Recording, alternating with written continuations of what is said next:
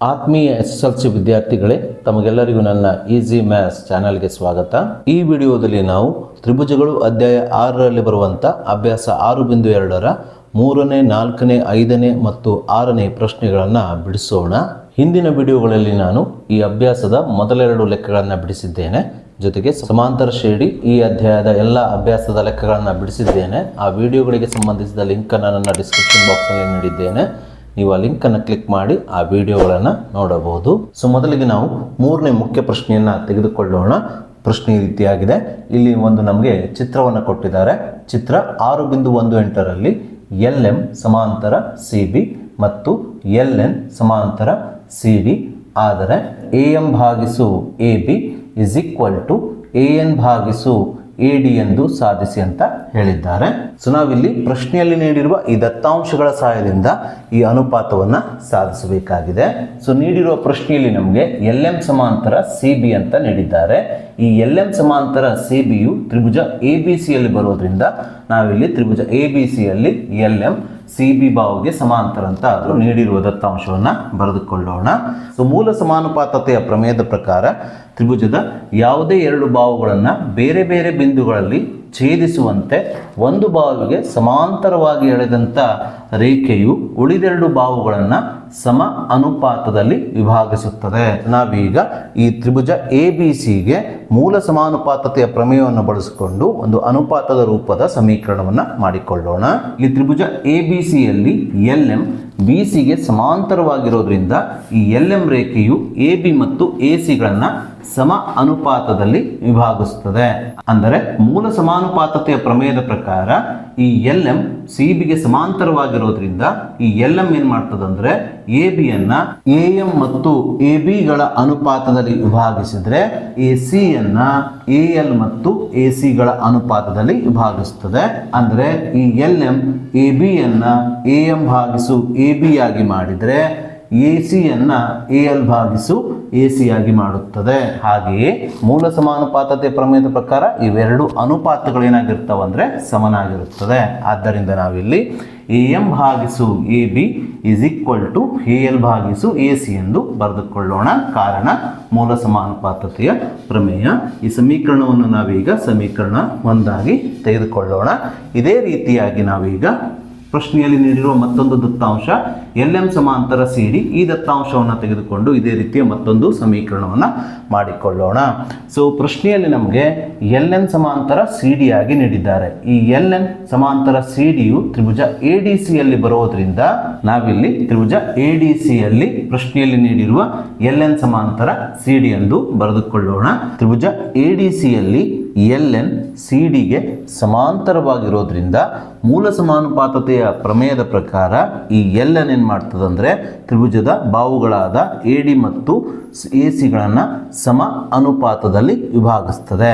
ಅಂದರೆ ಈ LN ತ್ರಿಭುಜದ AC ಬಾಹುವನ್ನು AL ಮತ್ತು AC ಅನುಪಾತವಾಗಿ ವಿಭಾಗಿಸಿದ್ರೆ AD ಬಾಹುವನ್ನು AN ಮತ್ತು AD ಅನುಪಾತಗಳಾಗಿ ವಿಭಾಗಿಸಿ ಇವೆರಡೂ ಅನುಪಾತಗಳನ್ನು ಸಮನಾಗುವಂತೆ ಮಾಡುತ್ತದೆ. ಇದನ್ನೇ ನಾವಿಲ್ಲಿ ಬರೆದುಕೊಳ್ಳೋಣ.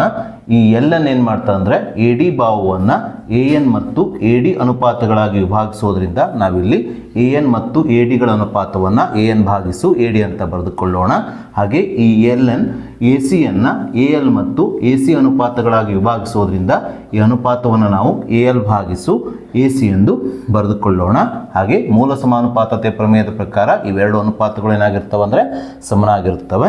ಹಾಗಾಗಿ ನಾವಿಲ್ಲಿ AN ಭಾಗಿಸು AD is equal to AL ಭಾಗಿಸು AC ಎಂದು ಬರೆದುಕೊಳ್ಳೋಣ.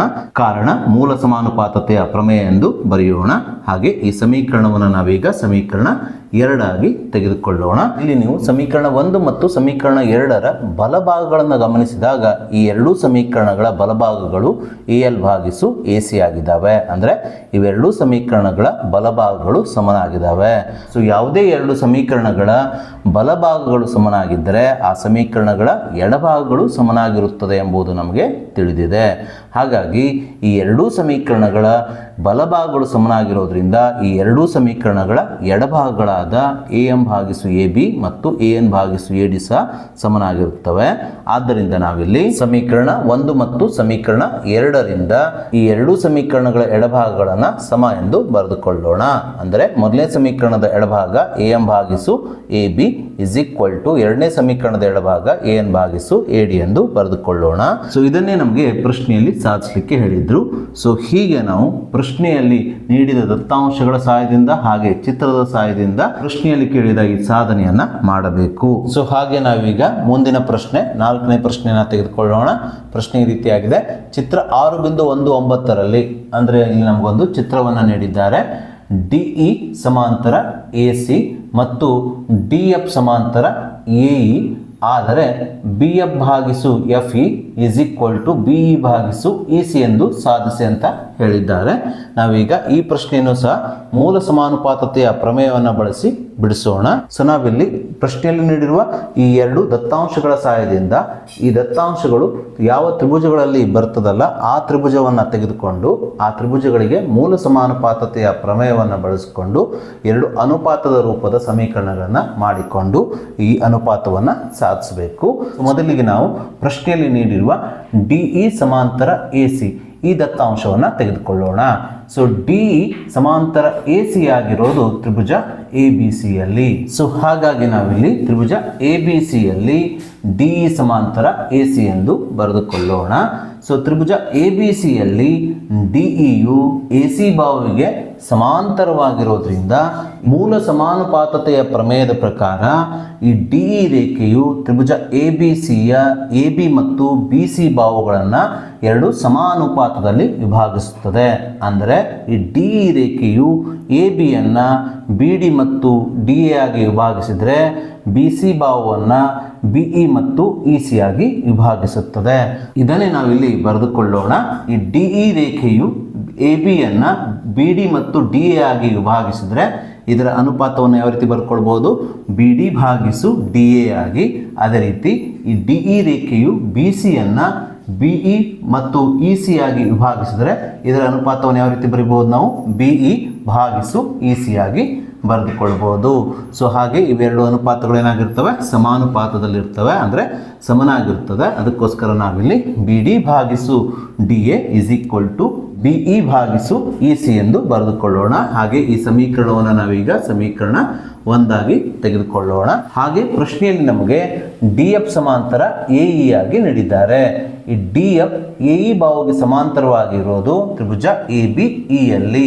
ಅದಕ್ಕೋಸ್ಕರ ನಾವು ತ್ರಿಭುಜ ಎ ಬಿ ಅನ್ನು ತೆಗೆದುಕೊಂಡು ಇದಕ್ಕೆ ಮೂಲ ಸಮಾನುಪಾತತೆಯ ಪ್ರಮೇಯವನ್ನು ಅನ್ವಯಿಸಿ ಈ ರೀತಿಯ ಮತ್ತೊಂದು ಸಮೀಕರಣವನ್ನು ಮಾಡಿಕೊಳ್ಳೋಣ. ಸೊ ಹಾಗಾಗಿ ನಾವಿಲ್ಲಿ ತ್ರಿಭುಜ ಎ ಬಿ ಇಯಲ್ಲಿ ನೀಡಿರುವ ದತ್ತಾಂಶ ಡಿ ಎಫ್ ಸಮಾಂತರ ಎಇ ಎಂದು ಬರೆದುಕೊಳ್ಳೋಣ.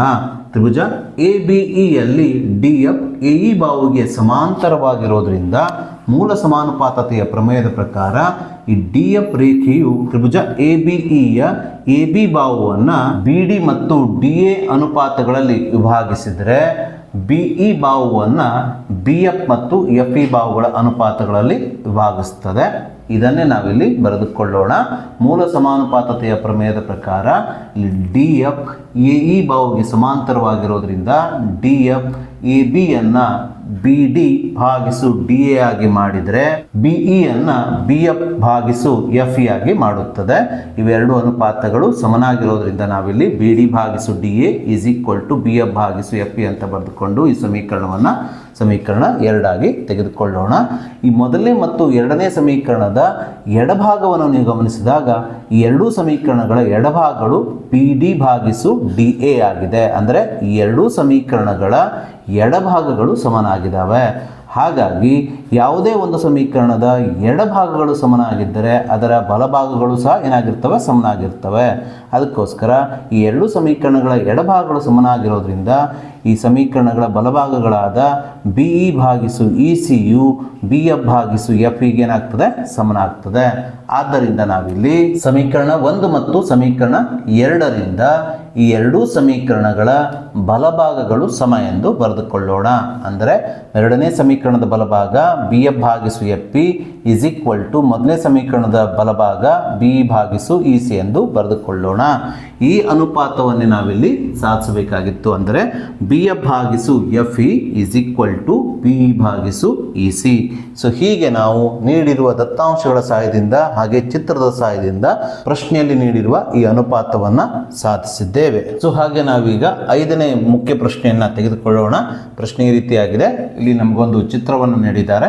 ಚಿತ್ರ 6.20ಯಲ್ಲಿ ಡಿಇ ಸಮಾಂತರ ಒ ಕ್ಯೂ ಮತ್ತು ಡಿಎಫ್ ಸಮಾಂತರ ಒ ಆರ್ ಆದರೆ ಇಎಫ್ ಸಮಾಂತರ ಕ್ಯೂ ಆರ್ ಎಂದು ಸಾಧಿಸಿ ಅಂತ ಹೇಳಿದ್ದಾರೆ. ಸೊ ಈ ಪ್ರಶ್ನೆಯನ್ನು ಸಹ ನಾವು ಮೂಲ ಸಮಾನುಪಾತತೆಯ ಪ್ರಮೇಯವನ್ನು ಬಳಸಿಕೊಂಡು ಹಿಂದಿನ ಪ್ರಶ್ನೆಯನ್ನು ಯಾವ ರೀತಿ ಬಿಡಿಸಿದ್ವಲ್ಲ ಅದೇ ರೀತಿ ಬಿಡಿಸೋಣ. ಸೊ ಮೊದಲಿಗೆ ನಾವು ಈ ದತ್ತಾಂಶಗಳನ್ನು ತೆಗೆದುಕೊಂಡು ಈ ದತ್ತಾಂಶಗಳು ಯಾವ ತ್ರಿಭುಜದಲ್ಲಿ ಬರ್ತದಲ್ಲ ಆ ತ್ರಿಭುಜಗಳಿಗೆ ಮೂಲ ಸಮಾನುಪಾತತೆಯ ಪ್ರಮೇಯವನ್ನು ಅನ್ವಯಿಸಿ ನಾವು ಸಾಧಿಸಬೇಕಾದ ಇ ಎಫ್ ಸಮಾಂತರ ಕ್ಯೂ ಆರ್ ಇದನ್ನು ಸಾಧಿಸೋಣ. ಸೊ ಪ್ರಶ್ನೆಯಲ್ಲಿ ನೀಡಿರುವ ಡಿಇ ಸಮಾಂತರ ಒ ಕ್ಯೂ ಆಗಿರೋದು ತ್ರಿಭುಜ ಪಿ ಒ ಕ್ಯೂನಲ್ಲಿ. ಆದ್ದರಿಂದ ನಾವಿಲ್ಲಿ ತ್ರಿಭುಜ ಪಿ ಒ ಕ್ಯೂನಲ್ಲಿ ಪ್ರಶ್ನೆಯಲ್ಲಿ ನೀಡಿರುವ ದತ್ತಾಂಶ ಡಿಇ ಸಮಾಂತರ ಒ ಕ್ಯೂ ಎಂದು ಬರೆದುಕೊಳ್ಳೋಣ. ಸೊ ಮೂಲ ಸಮಾನುಪಾತತೆಯ ಪ್ರಮೇಯದ ಬಗ್ಗೆ ಈಗಾಗಲೇ ನೀವು ತಿಳಿದಿದ್ದೀರಿ. ಸೊ ಮತ್ತೊಮ್ಮೆ ಹೇಳ್ತಾ ಇದ್ದೇನೆ. ಸೊ ಮೂಲ ಸಮಾನುಪಾತತೆಯ ಪ್ರಮೇಯದ ಪ್ರಕಾರ ತ್ರಿಭುಜದ ಯಾವುದೇ ಎರಡು ಬಾಹುಗಳನ್ನು ಬೇರೆ ಬೇರೆ ಬಿಂದುಗಳಲ್ಲಿ ಛೇದಿಸುವಂತೆ ತ್ರಿಭುಜದ 3ನೇ ಬಾಹುವಿಗೆ ಸಮಾಂತರವಾಗಿ ಎಳೆದಂಥ ರೇಖೆಯು ತ್ರಿಭುಜದ ಉಳಿದೆರಡು ಬಾಹುಗಳನ್ನು ಸಮಾನುಪಾತದಲ್ಲಿ ವಿಭಾಗಿಸುತ್ತದೆ. ತ್ರಿಭುಜ ಪಿ ಒ ಕ್ಯೂನಲ್ಲೂ ಸಹ ಡಿ ಒ ಕ್ಯೂಗೆ ಸಮಾಂತರವಾಗಿದೆ. ಹಾಗಾಗಿ ಮೂಲ ಸಮಾನುಪಾತತೆಯ ಪ್ರಮೇಯದ ಪ್ರಕಾರ ಈ ಸಮಾಂತರವಾಗಿರುವ ಡಿಇ ರೇಖೆಯು ತ್ರಿಭುಜದ ಪಿ ಕ್ಯೂ ಬಾಹುವನ್ನು ಪಿ ಮತ್ತು ಇ ಕ್ಯೂ ಅನುಪಾತಗಳಲ್ಲಿ ವಿಭಾಗಿಸಿ ಅದೇ ರೀತಿ ಪಿ ಒ ಬಾಹುವನ್ನು ಪಿ ಡಿ ಮತ್ತು ಡಿ ಒ ಅನುಪಾತಗಳಲ್ಲಿ ವಿಭಾಗಿಸಿ ಇವೆರಡು ಅನುಪಾತಗಳನ್ನು ಸಮನಾಗಿ ಮಾಡುತ್ತದೆ. ಸೊ ಇದನ್ನೇ ನಾವಿಲ್ಲಿ ಬರೆಯಬೇಕು. ಈ ಡಿಇ ರೇಖೆಯು ಒ ಕ್ಯೂಗೆ ಸಮಾಂತರವಾಗಿರೋದ್ರಿಂದ ಡಿಇಯು ಪಿ ಕ್ಯೂ ಬಾಹುವನ್ನು ಪಿ ಮತ್ತು ಇ ಕ್ಯೂ ಅನುಪಾತಗಳಾಗಿ ವಿಭಾಗಿಸೋದ್ರಿಂದ ನಾವಿಲ್ಲಿ ಪಿ ಮತ್ತು ಇ ಕ್ಯೂಗಳ ಅನುಪಾತವನ್ನು ಪಿ ಭಾಗಿಸು ಇ ಕ್ಯೂ ಎಂದು ಬರೆದುಕೊಳ್ಳೋಣ. ಇಸ್ ಈಕ್ವಲ್ಸ್ ಟು ಹಾಗೆ ಈ ಪಿ ಒ ಬಾಹುವನ್ನು ಡಿಇಯು ಪಿ ಡಿ ಮತ್ತು ಡಿ ಒ ಅನುಪಾತಗಳಾಗಿ ವಿಭಾಗಿಸುವುದರಿಂದ ನಾವಿಲ್ಲಿ ಈ ಅನುಪಾತವನ್ನು ಪಿ ಡಿ ಭಾಗಿಸು ಡಿ ಒ ಎಂದು ಬರೆದುಕೊಂಡು ಈ ಸಮೀಕರಣ ಒಂದಾಗಿ ತೆಗೆದುಕೊಳ್ಳಬೇಕು. ಸೊ ಇದೇ ರೀತಿ ನಾವೀಗ ಪ್ರಶ್ನೆಯಲ್ಲಿ ನೀಡಿರುವ ಮತ್ತೊಂದು ದತ್ತಾಂಶ ಡಿ ಎಫ್ ಸಮಾಂತರ ಒ ಕ್ಯೂ ಈ ದತ್ತಾಂಶವನ್ನು ತೆಗೆದುಕೊಂಡು ಈ ದತ್ತಾಂಶದ ಆಧಾರದ ಮೇಲೆ ಇದೇ ರೀತಿಯ ಮತ್ತೊಂದು ಸಮೀಕರಣವನ್ನು ಮಾಡಿಕೊಳ್ಳೋಣ. ಇಲ್ಲಿ ಸ್ಪಷ್ಟವಾಗಿ ಡಿ ಎಫ್ ಸಮಾಂತರ ಒ ಕ್ಯೂ ತ್ರಿಭುಜ ಪಿ ಒ ಆರ್ ಅಲ್ಲಿ. ಸೊ ಹಾಗಾಗಿ ನಾವಿಲ್ಲಿ ತ್ರಿಭುಜ ಪಿ ಒ ಆರ್ ನಲ್ಲಿ ಪ್ರಶ್ನೆಯಲ್ಲಿ ನೀಡಿರುವ ದತ್ತಾಂಶ ಡಿ ಎಫ್ ಸಮಾಂತರ ಒ ಆರ್ ಎಂದು ಬರೆದುಕೊಳ್ಳೋಣ. ಸೊ ಇಲ್ಲಿ ತ್ರಿಭುಜ ಪಿ ಒ ಆರ್ ನಲ್ಲಿ ಡಿ ಎಫ್ ಒ ಆರ್ಗೆ ಸಮಾಂತರವಾಗಿರೋದ್ರಿಂದ ಮೂಲ ಸಮಾನುಪಾತತೆಯ ಪ್ರಮೇಯದ ಪ್ರಕಾರ ಈ ಡಿ ಎಫ್ ಏನು ಮಾಡ್ತದೆ ಅಂದರೆ ತ್ರಿಭುಜ ಪಿ ಒ ಆರ್ನ ಪಿ ಒ ಮತ್ತು ಪಿ ಆರ್ ಬಾಹುಗಳನ್ನು ಸಮಾನುಪಾತದಲ್ಲಿ ವಿಭಾಗಿಸ್ತದೆ. ಅಂದರೆ ಈ ಡಿ ಎಫ್ ರೇಖೆಯು ತ್ರಿಭುಜ ಪಿ ಒ ಆರ್ನ ಪಿ ಆರ್ ಬಾಹುವನ್ನು ಪಿ ಎಫ್ ಮತ್ತು ಎಫ್ ಆರ್ ಅನುಪಾತಗಳಾಗಿ ವಿಭಾಗಿಸಿದರೆ ಪಿ ಒ ಬಾಹುವನ್ನು ಪಿ ಡಿ ಮತ್ತು ಡಿ ಒ ಅನುಪಾತಗಳಾಗಿ ವಿಭಾಗಿಸ್ತದೆ. ಹಾಗೆ ಇವೆರಡು ಅನುಪಾತಗಳು ಏನಾಗಿರ್ತವೆ ಅಂದರೆ ಸಮನಾಗಿರುತ್ತವೆ. ಇದನ್ನೇ ನಾವಿಲ್ಲಿ ಬರೆದುಕೊಳ್ಳೋಣ. ಅಂದರೆ ಪಿ ಎಫ್ ಭಾಗಿಸು F R is equals to P D ಭಾಗಿಸು ಡಿ ಒ ಅಂತ ಬರೆದುಕೊಳ್ಳೋಣ. ಕಾರಣ ಮೂಲ ಸಮಾನುಪಾತತೆಯ ಪ್ರಮೇಯ ಎಂದು ಬರೆಯಬೇಕು. ಹಾಗೆ ಈ ಸಮೀಕರಣವನ್ನು ನಾವು ಸಮೀಕರಣ 2 ಆಗಿ ತೆಗೆದುಕೊಳ್ಳಬೇಕು. ಈ ಸಮೀಕರಣ 1 ಮತ್ತು ಈ ಸಮೀಕರಣ 2ರ ಬಲಭಾಗವನ್ನು ನೀವು ಗಮನಿಸಿದಾಗ ಈ ಎರಡೂ ಸಮೀಕರಣಗಳ ಬಲಭಾಗಗಳು ಒಂದೇ ಆಗಿದ್ದಾವೆ. ಈ ಎರಡೂ ಸಮೀಕರಣಗಳ ಬಲಭಾಗಗಳು ಏನಾಗಿದ್ದಾವೆ ಅಂದರೆ ಪಿ ಡಿ ಭಾಗಿಸು ಡಿ ಒ ಆಗಿದ್ದಾವೆ. ಹಾಗಾಗಿ ನಾನು ಈಗಾಗಲೇ ನಿಮಗೆ ಹೇಳಿದ ಹಾಗೆ ಯಾವುದೇ ಒಂದು ಸಮೀಕರಣದ ಬಲಭಾಗಗಳು ಸಮನಾಗಿದ್ದರೆ ಆ ಸಮೀಕರಣಗಳ ಎಡಭಾಗಗಳು ಸಹ ಸಮನಾಗಿರುತ್ತದೆ. ಆದ್ದರಿಂದ ಈ ಸಮೀಕರಣಗಳ ಬಲಭಾಗಗಳು ಸಮನಾಗಿರೋದ್ರಿಂದ ಈ ಸಮೀಕರಣಗಳ ಎಡಭಾಗಗಳಾದ ಪಿ ಇ ಭಾಗಿಸು ಇ ಕ್ಯೂ ಮತ್ತು ಪಿ ಎಫ್ ಭಾಗಿಸು ಎಫ್ ಆರ್ ಇವುಗಳು ಸಹ ಏನಾಗಿರ್ತವೆ ಸಮನಾಗಿರುತ್ತವೆ.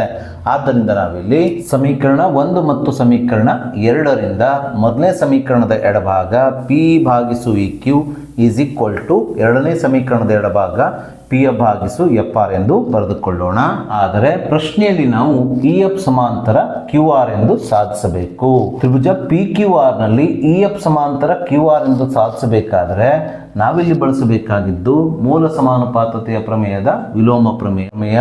ಈ ಪ್ರಮೇಯದ ಪ್ರಕಾರ ತ್ರಿಭುಜದ ಯಾವುದಾದರೂ ಎರಡು ಬಾಹುಗಳನ್ನು ಸಮಾನುಪಾತದಲ್ಲಿ ವಿಭಾಗಿಸುವ ರೇಖೆಯು ತ್ರಿಭುಜದ ಮೂರನೇ ಬಾಹುಗೆ ಏನಾಗಿರುತ್ತೆ ಅಂದರೆ ಸಮಾಂತರವಾಗಿರುತ್ತದೆ. ತ್ರಿಭುಜ ಪಿ ಕ್ಯೂ ಆರ್ ನಲ್ಲಿ ಇ ಎಫ್ ರೇಖೆಯು ಪಿ ಕ್ಯೂ ಮತ್ತು ಪಿ ಆರ್ ಬಾಹುಗಳನ್ನು ಸಮಾನುಪಾತದಲ್ಲಿ ವಿಭಾಗಿಸ್ತಾ ಇರೋದನ್ನು ನಾವಿಲ್ಲಿ ಕಾಣ್ತಾ ಇದ್ದೇವೆ.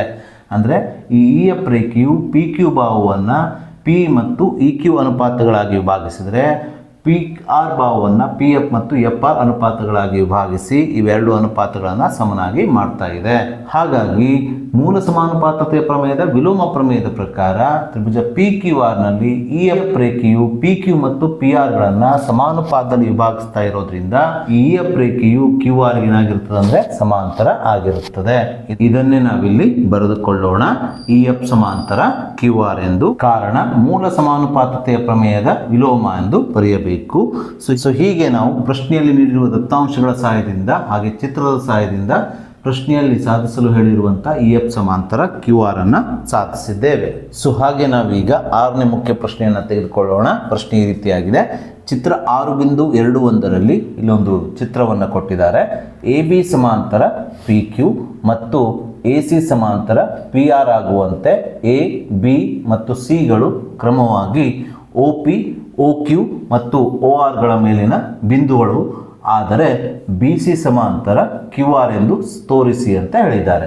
ಸೊ ಈ ಪ್ರಶ್ನೆಯನ್ನು ಸಹ ನಾವು ಹಿಂದಿನ ಪ್ರಶ್ನೆಯನ್ನು ಬಿಡಿಸಿದ್ವಲ್ಲ ಅದೇ ರೀತಿ ಬಿಡಿಸಬಹುದು.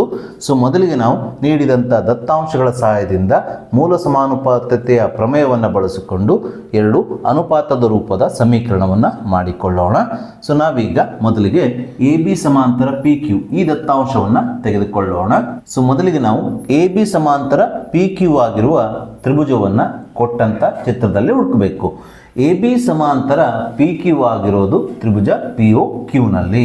ಹಾಗಾಗಿ ನಾವಿಲ್ಲಿ ತ್ರಿಭುಜ ಪಿ ಒ ಕ್ಯೂನಲ್ಲಿ ಎ ಬಿ ಸಮಾಂತರ ಪಿ ಕ್ಯೂ ಎಂದು ಬರೆದುಕೊಳ್ಳಬೇಕು. ಸೊ ತ್ರಿಭುಜ ಪಿ ಒ ಕ್ಯೂನಲ್ಲಿ ಎ ಬಿಯು ಪಿ ಕ್ಯೂಗೆ ಸಮಾಂತರವಾಗಿರೋದ್ರಿಂದ ಮೂಲ ಸಮಾನುಪಾತತೆಯ ಪ್ರಮೇಯದ ಪ್ರಕಾರ ಈ ಎ ಬಿ ರೇಖೆಯು ತ್ರಿಭುಜದ ಉಳಿದೆರಡು ಬಾಹುಗಳಾದ ಒ ಪಿ ಮತ್ತು ಒ ಕ್ಯೂ ಬಾಹುಗಳನ್ನು ಸಮಾನುಪಾತದಲ್ಲಿ ವಿಭಾಗಿಸುತ್ತದೆ.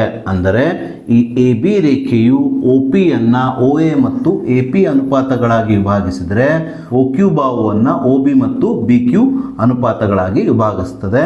ಜೊತೆಗೆ ಇವೆರಡೂ ಅನುಪಾತಗಳೇನಾಗಿರ್ತವೆ ಅಂದರೆ ಮೂಲ ಸಮಾನುಪಾತತೆಯ ಪ್ರಮೇಯದ ಪ್ರಕಾರ ಸಮನಾಗಿರುತ್ತವೆ. ಇದನ್ನೇ ನಾವಿಲ್ಲಿ ಬರೆದುಕೊಳ್ಳಬೇಕು. ಒ ಎ ಭಾಗಿಸು ಎ ಪಿ ಒ ಬಿ ಭಾಗಿಸು ಬಿ ಕ್ಯೂ ಎಂದು. ಜೊತೆಗೆ ಮೂಲ ಸಮಾನುಪಾತತೆಯ ಪ್ರಮೇಯದ ಪ್ರಕಾರ ಇವೆರಡು ಅನುಪಾತಗಳು ಸಮನಾಗಿರೋದ್ರಿಂದ ನಾವಿಲ್ಲಿ ಒ ಎ ಭಾಗಿಸು A P is equal to O B ಭಾಗಿಸು ಬಿ ಕ್ಯೂ ಎಂದು ಬರೆದುಕೊಳ್ಳಬೇಕು. ಕಾರಣ ಮೂಲ ಸಮಾನುಪಾತತೆಯ ಪ್ರಮೇಯ ಎಂದು ಬರೆಯಬೇಕು. ಹಾಗೆ ಈ ಸಮೀಕರಣವನ್ನು ನಾವು ಸಮೀಕರಣ 1 ತೆಗೆದುಕೊಳ್ಳಬೇಕು. ಹಾಗೆ ನಾವೀಗ ಪ್ರಶ್ನೆಯಲ್ಲಿ ನೀಡಿರುವ ಮತ್ತೊಂದು ದತ್ತಾಂಶ ಎ ಸಿ ಸಮಾಂತರ ಪಿ ಆರ್ ಅನ್ನು ತೆಗೆದುಕೊಳ್ಳೋಣ. ಈ ಎ ಸಿ ಸಮಾಂತರ ಪಿ ಆರ್ ನೀಡಿರುವ ಚಿತ್ರದಲ್ಲಿ ಯಾವ ತ್ರಿಭುಜದ ಒಳಗಡೆ ಆಗಿದೆ ಎಂಬುದನ್ನು ನೋಡಬೇಕು. ಎ ಸಿ ಸಮಾಂತರ ಪಿ ಆರ್ ಆಗಿರೋದು ತ್ರಿಭುಜ ಪಿ ಒ ಆರ್ ನಲ್ಲಿ. ಆದ್ದರಿಂದ ನಾವಿಲ್ಲಿ ತ್ರಿಭುಜ ಪಿ ಒ ಆರ್ ನಲ್ಲಿ ಎ ಸಿ ಸಮಾಂತರ ಪಿ ಆರ್ ಎಂದು ಬರೆದುಕೊಳ್ಳಬೇಕು. ಸೊ ತ್ರಿಭುಜ ಪಿ ಒ ಆರ್ ನಲ್ಲಿ ಎ ಸಿಯು ಪಿ ಆರ್ಗೆ ಸಮಾಂತರವಾಗಿರೋದ್ರಿಂದ ಮೂಲ ಸಮಾನುಪಾತತೆಯ ಪ್ರಮೇಯದ ಪ್ರಕಾರ ಈ A CU Tribhuja P O ಆರ್ನ ಉಳಿದೆರಡು ಬಾಹುಗಳಾದ ಒ ಪಿ ಮತ್ತು ಒ ಆರ್ಗಳನ್ನು ಸಮಾನುಪಾತದಲ್ಲಿ ವಿಭಾಗಿಸುತ್ತದೆ. ಅಂದರೆ ಈ ಎ ಸಿ ರೇಖೆಯು ಒ ಪಿಯನ್ನು ಒ ಎ ಮತ್ತು ಎ ಪಿ ಅನುಪಾತಗಳಲ್ಲಿ ವಿಭಾಗಿಸಿದರೆ ಒ ಆರ್ ಬಾಹುವನ್ನು ಒ ಸಿ ಮತ್ತು ಸಿ ಆರ್ ಅನುಪಾತಗಳ ರೂಪದಲ್ಲಿ ವಿಭಾಗಿಸುತ್ತದೆ. ಹಾಗೆ ಮೂಲ ಸಮಾನುಪಾತತೆಯ ಪ್ರಮೇಯದ ಪ್ರಕಾರ ಇವೆರಡು ಅನುಪಾತಗಳು ಏನಾಗಿರ್ತವೆ ಅಂದರೆ ಸಮನಾಗಿರ್ತವೆ. ಇದನ್ನೇ ನಾವಿಲ್ಲಿ ಬರೆದುಕೊಳ್ಳೋಣ. ಎ ಸಿಯು ಒ ಪಿಯನ್ನು ಒ ಎ ಮತ್ತು ಎ ಪಿ ಅನುಪಾತಗಳಾಗಿ ವಿಭಾಗಿಸೋದ್ರಿಂದ ಈ ಅನುಪಾತವನ್ನು ನಾವು ಒ ಎ ಭಾಗಿಸು ಎ ಪಿ ಅಂತ ಬರೆದುಕೊಳ್ಳೋಣ. ಹಾಗೆ ಎ ಸಿಯು ಒ ಆರ್ ಬಾಹುವನ್ನು ಒ ಸಿ ಮತ್ತು ಸಿ ಆರ್ ಅನುಪಾತಗಳಾಗಿ ವಿಭಾಗಿಸೋದ್ರಿಂದ ಈ ಒ ಸಿ ಮತ್ತು ಸಿ ಆರ್ ಅನುಪಾತವನ್ನು ನಾವಿಲ್ಲಿ ಒ ಸಿ ಭಾಗಿಸು ಸಿ ಆರ್ ಎಂದು ಬರೆದುಕೊಳ್ಳೋಣ. ಹಾಗೆ ಮೂಲ ಸಮಾನುಪಾತತೆಯ ಪ್ರಮೇಯದ ಪ್ರಕಾರ ಇವೆರಡೂ ಅನುಪಾತಗಳು ಸಮನಾಗಿರೋದ್ರಿಂದ ಒ ಎ ಭಾಗಿಸು A P is equals to OC ಭಾಗಿಸು CR ಎಂದು ಬರೆದುಕೊಳ್ಳೋಣ. ಕಾರಣ ಮೂಲ ಸಮಾನುಪಾತತೆಯ ಪ್ರಮೇಯ ಎಂದು ಬರೆಯಬೇಕು. ಹಾಗೆ ಈ ಸಮೀಕರಣವನ್ನು ನಾವೀಗ ಸಮೀಕರಣ 2 ಆಗಿ ತೆಗೆದುಕೊಳ್ಳಬೇಕು. ಸೊ ಈ ಎರಡೂ ಸಮೀಕರಣಗಳ ಎಡಭಾಗಗಳನ್ನು ನೀವು ಗಮನಿಸಿದಾಗ ಈ ಎರಡೂ ಸಮೀಕರಣಗಳ ಎಡಭಾಗಗಳು ಸಮನಾಗಿವೆ. ನೋಡಿ, ಎರಡೂ ಸಮೀಕರಣಗಳ ಎಡಭಾಗಗಳು ಏನಾಗಿದ್ದಾವೆ? OA ಭಾಗಿಸು AP ಆಗಿದ್ದಾವೆ. ಆದ್ದರಿಂದ ಈ ಎರಡೂ ಸಮೀಕರಣಗಳ ಬಲಭಾಗಗಳು ಸಹ ಸಮನಾಗ್ತವೆ. ಅಂದರೆ ಮೊದಲನೇ ಸಮೀಕರಣದ ಬಲಭಾಗ OB ಭಾಗಿಸು BQ, ಎರಡನೇ ಸಮೀಕರಣದ ಬಲಭಾಗ OC ಭಾಗಿಸು CR, ಇವೆರಡು ಸಮನಾಗ್ತವೆ. ಆದ್ದರಿಂದ ನಾವಿಲ್ಲಿ ಸಮೀಕರಣ 1 ಮತ್ತು ಸಮೀಕರಣ 2ರಿಂದ ಈ ಎರಡೂ ಸಮೀಕರಣಗಳ ಬಲಭಾಗಗಳಾದ OB ಭಾಗಿಸು BQ is equal to OC ಭಾಗಿಸು CR ಎಂದು ಬರೆದುಕೊಳ್ಳೋಣ. ಆದರೆ ಪ್ರಶ್ನೆಯಲ್ಲಿ ನಾವು ಸಾಧಿಸಬೇಕಾಗಿದ್ದು BC ಸಮಾಂತರ QR ಎಂದು. ಈ BC ಸಮಾಂತರ QR ಆಗಿರಬೇಕಾಗಿದ್ದು ತ್ರಿಭುಜ OQR ನಲ್ಲಿ. ತ್ರಿಭುಜ OQR ನಲ್ಲಿ BCಯು QRಗೆ ಸಮಾಂತರವಾಗಿರಬೇಕಾದರೆ ಮೂಲ ಸಮಾನುಪಾತತೆಯ ಪ್ರಮೇಯದ ವಿಲೋಮ ಪ್ರಮೇಯದ ಪ್ರಕಾರ ಈ BCಯು ತ್ರಿಭುಜ OQRನ OQ ಮತ್ತು OR ಬಾಹುಗಳನ್ನು ಸಮಾನುಪಾತದಲ್ಲಿ ವಿಭಾಗಿಸಬೇಕು. ಅಂದರೆ ಈ BCಯು OQ ಬಾಹುವನ್ನು OB ಮತ್ತು QB ಅನುಪಾತಗಳಾಗಿ ವಿಭಾಗಿಸಿ, ಅದೇ ರೀತಿ OR ಬಾಹುವನ್ನು OC ಮತ್ತು CR ಅನುಪಾತಗಳಾಗಿ ವಿಭಾಗಿಸಿ ಇವೆರಡು ಅನುಪಾತಗಳನ್ನು ಸಮನಾಗಿ ಮಾಡಬೇಕು. ಇದನ್ನೇ ನಾವಿಲ್ಲಿ ಸಾಧಿಸಿದ್ದೇವೆ. ಅಂದರೆ ಈ BCಯು ತ್ರಿಭುಜ OQRನ OQ ಮತ್ತು OR ಬಾಹುಗಳನ್ನು ಸಮಾನುಪಾತದಲ್ಲಿ ವಿಭಾಗಿಸುತ್ತದೆ ಎಂಬುದನ್ನು ಆಲ್ರೆಡಿ ಇಲ್ಲಿ ನಾವು ತೋರಿಸಿದ್ದೇವೆ. ಹಾಗಾಗಿ ಮೂಲ ಸಮಾನುಪಾತತೆಯ ಪ್ರಮೇಯದ ವಿಲೋಮ ಪ್ರಮೇಯದ ಪ್ರಕಾರ ತ್ರಿಭುಜ OQR ನಲ್ಲಿ BC ಸಮಾಂತರ QR ಆಗುತ್ತದೆ. ಅದನ್ನೇ ನಾವಿಲ್ಲಿ ಬರೆದುಕೊಳ್ಳಬೇಕು, BC ಸಮಾಂತರ QR ಎಂದು. ಸೊ ಹೀಗೆ ನಾವು ಪ್ರಶ್ನೆಯಲ್ಲಿ ನೀಡಿರುವ ದತ್ತಾಂಶಗಳು ಹಾಗೆ ಚಿತ್ರದ ಸಹಾಯದಿಂದ ಪ್ರಶ್ನೆಯಲ್ಲಿ ಸಾಧಿಸಲು ತಿಳಿಸಿರುವ BC ಸಮಾಂತರ QR ಇದನ್ನು ಸಾಧಿಸಿದ್ದೇವೆ.